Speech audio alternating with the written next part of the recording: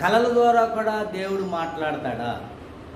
అపోస్తుల కార్యాలు 2వ అధ్యాయం 17వ వచనంలో మరి భక్తుడైనటువంటి పేతురు, అంత్య దినములలో మీ కుమారులు కుమార్తెలు ప్రవచించెదరు, మీ యొక్క యవనస్తులు దర్శనాలు చూస్తారు, మీ వృద్ధులు కలలుగందరు. మరి అంత్య దినాల్లో మనుషుల మీద పరిశుద్ధాత్మ ఉన్నది, పరిశుద్ధాత్మ నడిపిస్తున్నాడని మరి ప్రాక్టికల్గా రుజువు ఏంటంటే మీ పిల్లలు ప్రవశిస్తారు, మీ యవనస్తులు దర్శనాలు చూస్తారు, వృద్ధులు కలలుగందురు. పాత నిబంధనలో కూడా పరిశుద్ధాత్మ ఉన్నది అని మరి ఇతనిలో ఉన్నదని రుజువు ఏంటంటే యేసేపు విషయంలో చూస్తే యేసేపు బాల్యం నుంచి కూడా మరి చెడుతనాన్ని విసర్జించిన వాడు కాబట్టి తండ్రి ప్రేమ పొందాడు. తండ్రి యొక్క వృద్ధాప్యంలో పుట్టాడు కాబట్టి తండ్రి బహుగా ప్రేమించాడు. ఆ తర్వాత తండ్రి పరలోక తండ్రి కూడా ఆయన అనుగ్రహం పొందినట్లుగా చూస్తున్నాం. అందుకు గాను కళలు ప్రారంభమై కళలు వచ్చేవి. మరి ఏమని కళలు వచ్చినాయి అంటే యేసేపుకి మరి తన యొక్క సహోదరులతో ఆయన పొలంలో ఉన్నప్పుడు 11 వెన్నులు కూడా తన వెన్నుకు ఆ యొక్క నమస్కారం చేస్తున్నట్లుగా కళ అన్నాడు. అది వారితో చెప్పినప్పుడు వారు మరీ పగబట్టారు. మరలా ఇంకొక కళ అన్నాడు, సూర్య చంద్రుడు నక్షత్రాలు 11 నక్షత్రాలు కూడా తనకు సాష్టాంగ నమస్కారం చేసినాయని కళ చెప్పినప్పుడు తండ్రి కోపపడ్డాడు, తన సహోదరులు అసూయపడ్డారు, వారు మరింత పగబట్టారు. మరి ఆ ప్రకారంగా తండ్రి మరి తన దగ్గరే పెట్టుకున్నట్లుగా చూస్తున్నాం. తన దగ్గర హెబ్రోన్ అంటే తండ్రి కుమారుల సహవాసం. ఆ సహవాసంలో నుంచి వారి యొక్క క్షేమ సమాచారం, తన సహోదరులు కూడా ఆ క్షేమ సమాచారం దీవించబడాలని తండ్రి తన కుమారుడిని మరి షెకెమునకు పంపాలని చూశాడు. తన సహోదరులు ఏ విధంగా ఉన్నారు, వారికి కూడా క్షేమం కావాలని మరి పంపినప్పుడు వారు షెకెములో లేరు. అక్కడి నుంచి వారు దోతానికి వెళ్ళిపోయారు. వారు ఈర్ష్య, ద్వేషం, దురాలోచనతో నిండిపోయారు. మరి షెకెములో గతంలో మంచి హృదయం ఉండేది, ఇక్కడ దోతాల్లో అయితే వారికి మంచి హృదయం లేదు.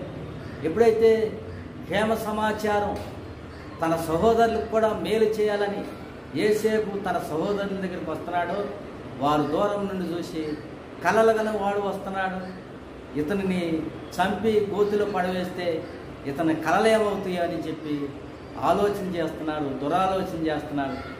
అలాంటి సమయంలో యొక్క రూబేను చంపొద్దు కానీ చంపినందువల్ల మనకు ప్రయోజనం ఏంటి అని ఆ యొక్క అతన్ని గోతిలో బట్టలు తీసి గోతులు వేసినట్లుగా చూస్తున్నాం. ఆ తర్వాత యోధ తన సహోదరుల మీద కనికరపడి మార్గం వెళ్తున్నటువంటి మరి ఇస్మాయిలీలకి మరి గుంతలో నుండి తీసి యేసేపుని 20 వెండి నాణ్యాలకు వారిని అమ్మివేసినట్టుగా యేసేపుని అమ్మివేసినట్లుగా చూస్తున్నాం. యేసేపు ఆ ప్రకారంగా మరి ఐగుప్తు దేశానికి కొనుక్కోబడ్డాడు. మరి ఐగుప్తు దేశానికి తీసుకెళ్ళినటువంటి ఇశ్రాయేలీలు మరి ఇస్మాయిలీలు ఐగుప్తు దేశంలో మరి సంత వీధిలో యేసేపుని పెట్టాడు. ఆ విధంగా అమ్మటానికి మరి పెట్టిన సమయంలో, దాసునిగా అమ్మడానికి పెట్టిన సమయంలో ఫరో ఉద్యోగస్తుడు, ఫరో యొక్క సేనాధిపతి, రాజు యొక్క సంరక్షకుడు యేసేపుని మరి కొన్ని వెండి నాణ్యాలకి మరి దాసునిగా కొనుక్కున్నట్లుగా చూస్తున్నాం. దాసునిగా ఫరో దేశంలో పొతీఫరు ఇంట్లో యేసేపు అడుగుపెట్టాడు. అక్కడి నుంచి ఆయన వర్ధిల్లడం ప్రారంభించాడు. అతను చేయదంతయు సఫలం అవుతుంది, అతను చేసేదంతా సఫలం అవుతుంది. కాబట్టి ఆ యొక్క పొతీఫరు యొక్క కటాక్షం యేసేపు మీద పడింది. యేసేపు ఆ యొక్క ఇంట్లో పరిచర్య చేసే భాగ్యం పొతీఫరు ఇచ్చాడు. ఆ తర్వాత విచారణకర్తగా నియమించాడు. ఆ తర్వాత పొలంలోనేమి ఆ యొక్క తన ఇంటిలోనేమి అన్ని తనకున్న సమస్తం మీద అధికారిగా నియమించాడు. చివరికి తను భోజనం చేయటం విషయంలో తప్ప అన్ని విషయాల్లో మరి మంచి నమ్మకమైన వ్యక్తిగా చేశాడు. చివరికి తన యొక్క భార్య చెప్పిన మాటలను బట్టి, ఆ యొక్క నేరాన్ని బట్టి చివరికి చెరసాల్లో వేయబడినట్లుగా చూస్తున్నాం. చెరసాల్లో మరి వేయబడినప్పుడు దేవుడు అతనిని కనికరించినట్లుగా చూస్తున్నాం.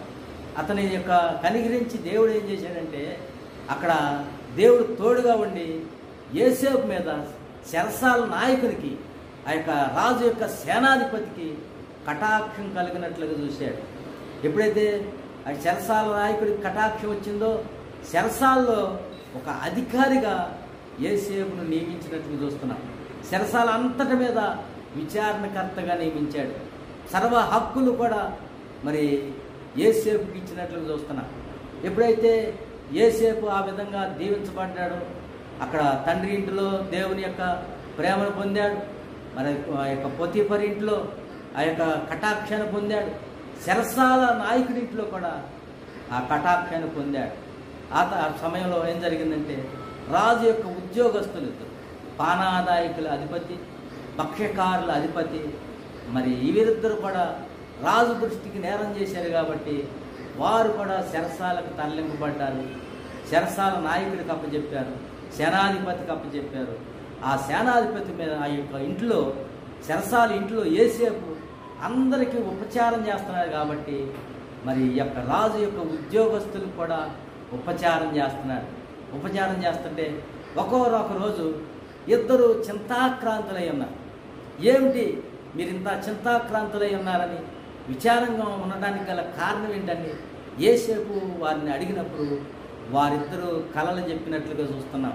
మాకు కళలు వచ్చినాయి, మా కళలు ఎవరు భావం చెప్పేవారు లేరు, వాటి కళ భావం అర్థం కావట్లేదని పానాదాయకుల అధిపతి చెప్పినప్పుడు ఆ కళ ఏంటి అని అడిగాడు. ఈ యొక్క ద్రాక్ష వల్లి కనిపించింది, దానికి 3 వెన్నులు ఉన్నాయి, దానిలోంచి ఫలాలు వచ్చినాయి, ఆ ఫలాలను నేను తీసుకుని వెళ్ళి మళ్ళీ పిండి మరి రాజుగారి చేతికి ఆ గిన్నెని ఇస్తున్నాను అని కళ చెప్పాడు. అయితే ఎప్పుడైతే కళ చెప్పాడో దాని భావాన్ని యోసేపు కూడా చెప్పాడు. ఇంకా 3 దినాలకి మరి నీ యొక్క ఉద్యోగం, పోగొట్టుకున్నటువంటి ఉద్యోగం నీకు వస్తుంది. 3 దినాలకి నువ్వు రాజుగారికి నీ యొక్క ఉద్యోగం రాజు సన్నిధిలో వెళ్ళి రాజుగారికి ఆ యొక్క ద్రాక్షారసం గిన్నెని అందిస్తావు. కాబట్టి దయతో జ్ఞాపకం చేసి మరి నువ్వు నీ ఉద్యోగం మరలా నీకు వచ్చిన తర్వాత నన్ను కూడా జ్ఞాపకం చేసుకొని రిక్వెస్ట్ చేస్తాడు. చూడండి ప్రభునందు ప్రియమైన దేవుని బిడ్డలారా, ఆ ప్రకారంగా రిక్వెస్ట్ ప్రకారం ఏమని రిక్వెస్ట్ చేస్తాడంటే నన్ను కూడా నేను ఏ నేరం చేయకుండా ఈ సమయంలో ఉన్నాను, నేను చేసినటువంటి ఆ నేరం ఏమీ లేదు అని 14వ వచనంలో 40వ అధ్యాయం ఆదికాండం 40వ అధ్యాయం 14వ వచనంలో ఈ యొక్క రిక్వెస్ట్ చేస్తాడు. కాబట్టి నీకు క్షేమము కలిగినప్పుడు నన్ను జ్ఞాపకం చేసుకుని నా యందు కరుణించి ఫరోతో నన్ను కూర్చి మాట్లాడి ఈ ఇంటిలో నుండి మరి నన్ను తప్పించము, బయటికి రప్పించము అని రిక్వెస్ట్ చేస్తాడు. ఏలైనగా నేను హెబ్రీల దేశములో నుండి దొంగిలింపబడితిని, అది నిశ్చయము, మరియు ఈ చెరసాలలో నన్ను వేయుటకు ఇక్కడికి సహా నేనేమీ చేయలేదని అతనితో చెప్పాను. దేవుని స్తోత్రం. అలా రిక్వెస్ట్ చేసుకున్నాడు. తర్వాత భక్ష్యకారుల అధిపతి దగ్గరికి వెళ్ళాడు. ఆయనకు కూడా ఒక కళ చెప్పాడు.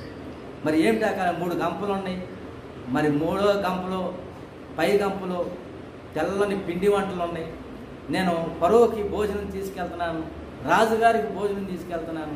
మరి ఆకాశ పక్షులు వచ్చినాయి, ఆ యొక్క పై గంపలో ఉన్నటువంటి ఆ తెల్లని పిండి పదార్థాలన్నీ పడవేసి తినివేసి ఇట్లా కళ వచ్చిందని చెప్పినప్పుడు దాని భావం కూడా చెప్పాడు. 3 దినాలకి మళ్ళీ నీ యొక్క నేరం రుజువు అవుతుంది. ఆ ప్రకారంగా ఫరో నిన్ను మరి ఉరికంబానికి వేలాడదీస్తాడని చెప్పాడు. ఆ ప్రకారంగా మరి అనుకోని విధంగా 3 దినాలకి ఫరో యొక్క జన్మదినం మరి వచ్చింది.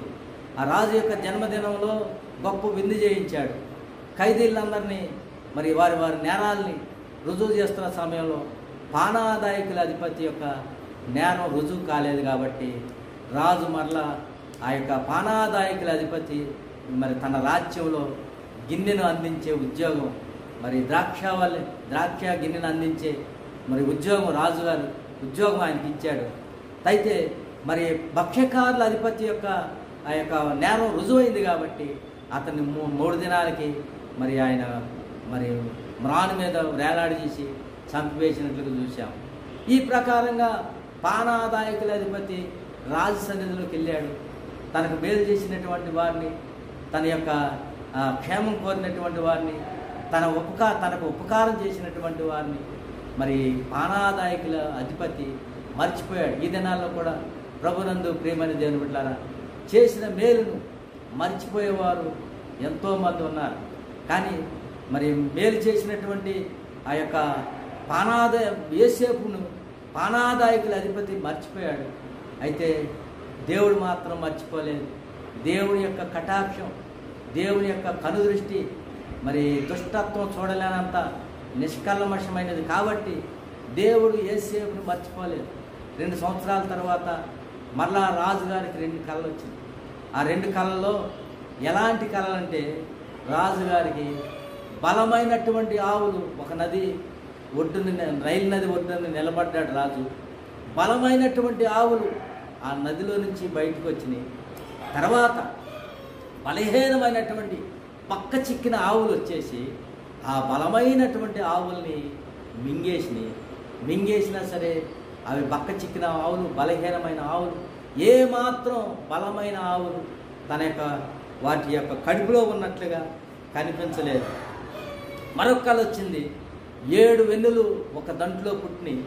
మరి తర్వాత తూర్పు గాలి చేత మరి బలహీనమైనటువంటి వెన్నులు వచ్చేసి మరి బలమైనటువంటి వెన్నుల్ని మింగివేసి, ఇది 2వ కళ రాజుగారికి వచ్చింది. రాజుగారు కళ అర్థం కాక శకునగాడిని, గారడీ విద్య గల వారిని, విద్వాంసులను అందరిని పిలిపించాడు. కానీ ఎవరు కూడా ఆ కళభావం చెప్పలేదు. ఆ సమయంలో గుర్తొచ్చింది, పానాదాయకుల అధిపతి గుర్తొచ్చింది. నేను నా తప్పిదాన్ని జ్ఞాపకం చేసుకుంటున్నానని రాజుగారి దగ్గర ఒప్పుకున్నాడు. నేను నాకు చేసినటువంటి మేలు, నాకు చేసినటువంటి ప్రభు ఉపచారం నేను మర్చిపోయాను. కాబట్టి రాజా, నాకు కూడా కలొచ్చినప్పుడు మరి చెరసాల్లో వేయబడ్డాను. చెరసాల్లో ఉన్నటువంటి యోసేపు ఆ యొక్క కళకు భావం చెప్పాడు. ఆ ప్రకారంగా నేను వచ్చాను. మరి భక్ష్యకారుల అధిపతి కూడా భావం చెప్పాడు. ఆ ప్రకారంగా మరి మ్రాను మీద వేలాడదీయబడ్డాడు. కాబట్టి చెరసాల్లో ఉన్నాడని చెప్పినప్పుడు యోసేపు వెంటనే రాజు చెరసాల్లో ఉన్నటువంటి యోసేపుని పిలిపించాడు. మరి అతనికి క్షౌరం చేయించాడు. మరి వస్త్రాలు, కొత్త బట్టలు ధరింపజేశాడు. ఆ ప్రకారంగా మరి రాజు తన కళను చెప్పినట్లుగా చూస్తున్నాం. మరి యోసేపుతో తన కళను చెప్పినట్లుగా చూస్తున్నాం. ఏమని చెప్పాడంటే 41వ అధ్యాయము ఆ యొక్క 17వ వచనంలో చెప్తున్నాడు కళ. అందుకు నా కళలో నేను ఏటి ఒడ్డున నిలుచుంటిని, బలిసినవియు చూపునకు మరి బలమైనటువంటి 7 ఆవులు ఏటులో నుండి పైకి వచ్చి జమ్ములో మోయచుండెను. మరియు నీరసమై బహు వికారమ రూపము కలిగి చిక్కిపోయినటువంటి ఆ 7 ఆవులు వాటి తర్వాత పైకి వచ్చును. మరి వీటి అంతం వికారమైనవి ఐగుప్తు దేశమందు ఎక్కడనూ నాకు కనబడలేదు. చిక్కిపోయి వికారముగా ఉన్న ఆవులు బలిసిన మొదటి 7 ఆవులను తినివేసెను. అవి వాటి కడుపులో పడిన కానీ అవి కడుపులో పడినట్టు కనబడలేదు. మొదట ఉండినట్టే అవి చూపునకు వికారమయ్యుడు. అంతటా నేను మేలుకొంటిని. ఒక కళ చెప్పేశాడు. మళ్ళా 2వ కళలో అంతటా మరి నేను 2వ కళలో చూడగా పుష్టి గల 7 మంచి వెన్నులు మరి యొక్క ఒక దంటున పుట్టాను. మరియు తూర్పు గాలి చేత చెడిపోయినటువంటి 7వ ఎండినటువంటి 7 పేల వెన్నులు వాటి తర్వాత మరిచాను. ఆ పేల వెన్నులు ఆ మంచి వెన్నులను మినిగివేశాను. ఈ కళను జ్ఞానులకు తెలియజెప్పిదని కానీ దాని భావమును తెలియజేయగలవాడు ఎవడో లేరని అతనితో చెప్పాను. అంతటా యోసేపు ఫరో కనిన కళ ఒక్కటే దేవుడు తాను చేయబోతున్నది ఫరోకు తెలియజేసెను. మరి కాబట్టి 7 మంచి ఆవులు, మరి 7 యొక్క బలమైనటువంటి మరి వెన్నులు కూడా 7 సంవత్సరాలు కూడా మరి యొక్క దేశంలో బలమైనటువంటి పంటలు పడుతాయి. మరి 7 సంవత్సరాలు ఎట్లా పంటలు పడుతాయి అంటే భయంకరంగా విస్తారంగా పడుతాయి. మళ్ళా మిగిలిన 7 సంవత్సరాలు బలహీనమైనటువంటి 7 సంవత్సరాలు, కరువు కలిగినటువంటి 7 సంవత్సరాలు రాబోతున్నాయి. అది ఎలాంటి కరువు అంటే ఈ యొక్క 7 సంవత్సరాలు పండిన పంటను కూడా మృంగివేసే అంత కరువు రాబోతుంది రాజా. కాబట్టి నువ్వు ఈ యొక్క 7 సంవత్సరాల్లో పండిన పంటను 5వ భాగం తీసివేసి మరి పొట్లలోను మరి గిడ్డంగుల్లోనూ ధాన్యం సమకూర్చు. మరి ఏ విధంగా సమకూర్చాలంటే మరి రాబో కరువు కూడా తట్టుకునే విధంగా, ప్రపంచమంతటి కూడా రాబోతున్నటువంటి కరువు అంతా తట్టుకునే విధంగా ధాన్యం సమకూర్చి మరి ఆ సమకూర్చడానికి తగినటువంటి జ్ఞానం కలిగినటువంటి, నైపుణ్యం కలిగినటువంటి మీ దేశంలో ఒకరిని ఎన్నుకొని నిర్ణయించుకొని ఆ ప్రకారంగా చేయమని సలహా ఇచ్చినప్పుడు వెంటనే రాజుగారికి ఆ మాట మరి తన పరో దృష్టికి అప్పుడున్నటువంటి సేవకుడి దృష్టికి యుక్తమై ఉన్నది. కాబట్టి మరి ఇతని వలె మరి ఐగుప్తు దేశంలో రాబోయే కరువులో ఇలాంటి సమగ్రమైనటువంటి దేవదూతల వంటి మరి వ్యక్తిని మనం కనుగొనగలవా అని మరి చెప్పాడు, యోసేపుతో చెప్పాడు. మరి 40వ వచనం, 41వ అధ్యాయం 40వ వచనంలో మరి యోసేపును మరి ఆశీర్వదిస్తున్నట్టుగా యోసేపు కళలు నెరవేరబోతున్నట్లుగా పానాదాయకుల అధిపతి, భక్ష్యకారుల అధిపతి యొక్క కళలు నెరవేర్చబడి మరి యోసేపు కళలు ఇక్కడ నెరవేర్చబడతాయి. అలాగే ఫరో యొక్క కళలు కూడా మరి నెరవేర్చబడుతున్నట్లుగా చూస్తున్నాం. ఏమని యోసేపు మరి ఫరో దీవిస్తున్నాడంటే, నీవు నా ఇంటికి అధికారివై ఉండవలెను. అక్కడ తండ్రి ఇంట్లో అధికారి ఉన్నాడు, ఫరో ఇంట్లో మరి పొతీఫర్ ఇంట్లో అధికారి ఉన్నాడు, అలాగే చెరసాల ఇంట్లో నాయకుని యొక్క సేనాధిపతిని యొక్క ఇంట్లో అధికారి ఉన్నాడు. ఇక్కడ 4వ స్టేజ్ ఫరో ఇంట్లో కూడా అధికారిగా వస్తున్నాడు. కాబట్టి ప్రభునందు ప్రియమైన దేవుని బిడ్డలారా, మన ప్రభు అయినటువంటి యేసుక్రీస్తు వారు కూడా తండ్రి ఇంటిలో అధికారిగా ఉన్నాడు. మరి అలాగే మరి ఈ యొక్క భూమి మీద కూడా పరలోకమందును భూమి మీదను మరి నాకు సర్వాధికారం ఇవ్వబడి ఉన్నది. కాబట్టి భూమి క్రింద పాతాళంలో కూడా మరి ఆయన అధికారంలో ఉన్నాడు. కాబట్టి పరలోకమందు, భూమి మీద, మరి పాతాళమందు 3 లోకాల మీద ఆయన అధికారి ఉండి మరలా పరలోకానికి యుగయుగాలు రాజుగా, మరి యుగయుగాలు యేసేపులాగా రాజుగా ప్రభు అయినటువంటి యేసు ఏలబోతున్నాడు. ఇక్కడ యేసేపుతో దేవుడు చెప్తున్నాడు కదా, మరి యేసేపుతో ఫరో చెప్తున్నాడు, నీవు నా ఇంటికి అధికారివై ఉండవలను, నా ప్రజలందరూ నీకు విధేయులయ్యుందురు. మరి సింహాసన విషయంలో మాత్రమే నేను నీకంటే పైవాడనై ఉందనని యేసేపుతో చెప్పాను. మరియు ఫరో చూడము, ఐగుప్తు దేశమంతటి మీద నిన్ను నియమించి ఉన్నాను. యేసేపుతో చెప్పాను, ఐగుప్తు దేశమంతటి మీద. తండ్రి చెబుతున్నాడు, పైన పరలోకమందును, క్రింద భూమి అందును, భూమి కింద పాతాళమందును. ఫిలిప్పీ 2వ అధ్యాయంలో 5వ వచనంలో మరి సమస్త విషయాల్లో నీవు అధికారివై ఉంది. ఎందుకంటే ఆయన ఎంతో సహించాడు, యేసు ప్రభు వారు ఎంతో సహించాడని అక్కడ చెప్తున్నారు. ఇక్కడ కూడా మరి ప్రభునందు 41వ వచనంలో మరి ఫరో ఏం చేశాడంటే తన చేతునున్న ఉంగరం తీసి మరి యేసేపునకి ఇచ్చినట్టు చూస్తున్నాడు. ఒకటి చేతునున్న ఉంగరం ఇచ్చాడు. తర్వాత మరి సన్నని నార వస్త్రాలు యేసేపు తొడిగించాడు. తర్వాత మెడకు, యేసేపు యొక్క మెడకు బంగారు గొలుసు వేశాడు. మరి ఉంగరం రాజ్యాధికారం, మరి అలాగే సన్నపు నార వస్త్రాలు పరిశుద్ధుడు, రాజవస్త్రాలు, మెడకు బంగారు గొలుసు వేసి 4వదిగా 2వ రథం మీద అతనికి ఎక్కించాడు. మరి తండ్రి సింహాసనం కుడిపార్శ్వన యేసు ప్రభు వారు కూర్చున్నట్లుగా యేసేపు కూడా ఫరో రథం మీద 2వ రథం మీద ఎక్కించాడు. తర్వాత అప్పుడు వందనములు చేయడని అతను ముందర జనులు కేకలు వేసిరి. వందనాలు. అందరూ ముందున్నటువంటి పరలోక రాజ్యంలో ఏ విధంగా పరిశుద్ధుడు పరిశుద్ధుడు పరిశుద్ధుడని ఏ విధంగా దేవుని దూతలు గానాలు చేస్తారు. మరి ఇక్కడ ప్రజలంతా కూడా వందనాలు చేస్తున్నారు. మరి 6వదిగా ఐగుప్తు దేశమంతటి మీద అతన్ని నియమించాడు. మరి ఫరో నేనే ఆయనను నీ సెలవు లేక ఐగుప్తు దేశమంతటి మీదను ఏ మనుషుడును తన చేతినైనను కాలినైనను ఎత్తకూడదని చెప్పాను. కాబట్టి ఫిలిప్పీ 2వ అధ్యాయంలో ఒక మంచి మాట ధ్యానం చేసుకుందాం.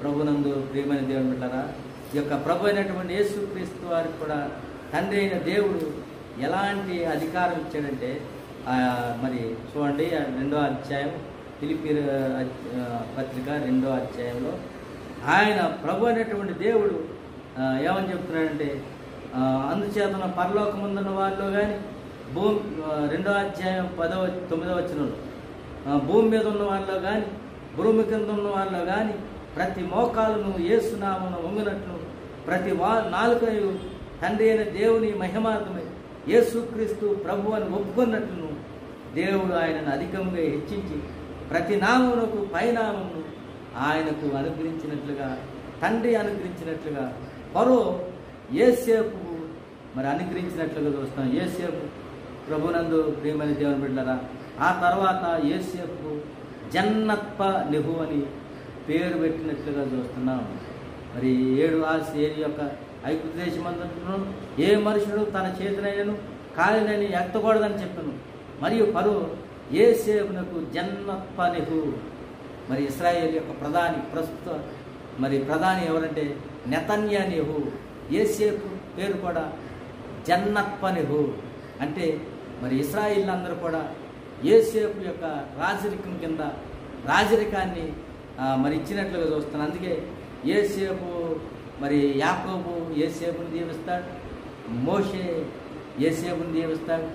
మరి అందులో మరి ఈ లోకపు రాజరికం మరి యేసేపులో ఉన్నట్లుగా, అలాగే పరలోక రాజరికం యోధా గోత్రపు సింహం యోధాలో ఉన్నట్లుగా ఆ యోధే ఆ యొక్క యేసేపును గుంటలో నుండి తప్పించాడు. ఎందుకంటే ఈ భూమి మీద ఉన్నటువంటి ఇశ్రాయేలుని ఏలడానికి మరి పరలోకంలో ఉన్నటువంటి యోధా గోత్రపు సింహం యేసు ప్రభువారు మరి యోధా నుంచి దావీదు వచ్చాడు, దావీదుల నుంచి యేసు ప్రభువారు వచ్చారు.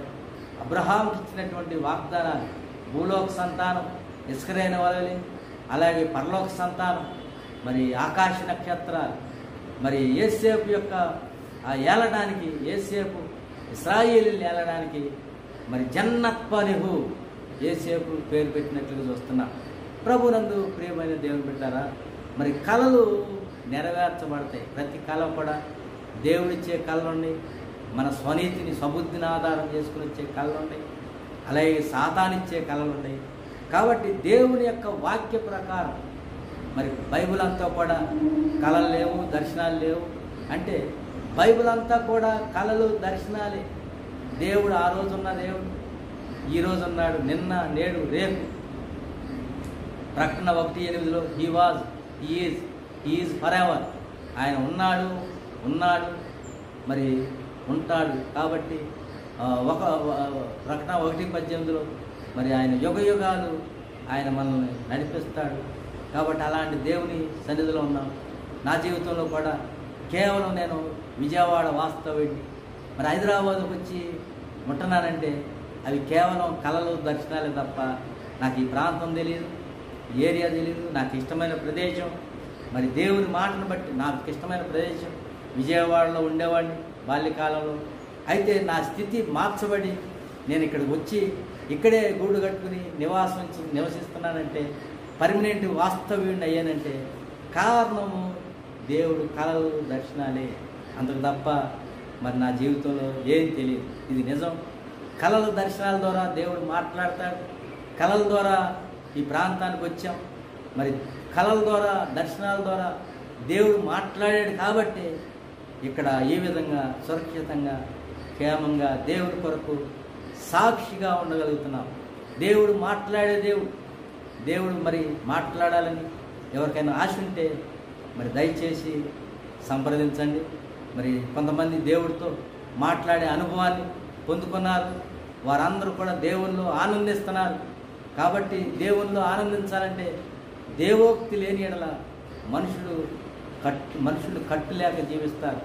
దైవ దర్శనం కావాలి.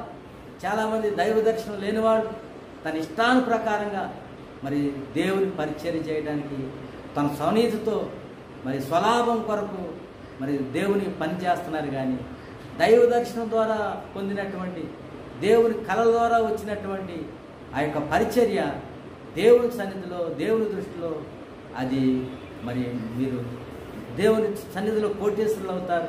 దేవుని సన్నిధిలో పరలోక సమృద్ధి, పరలోక రాజ్యంలో సంపద కలిగిన వారుగా ఉంటారు. ఈ లోక సంపదే కాదు, ఇహమందును పరమందును 100 రెట్లు ఫలం ఉండనని యేసు ప్రభు తన శిష్యులతో చెప్పాడు.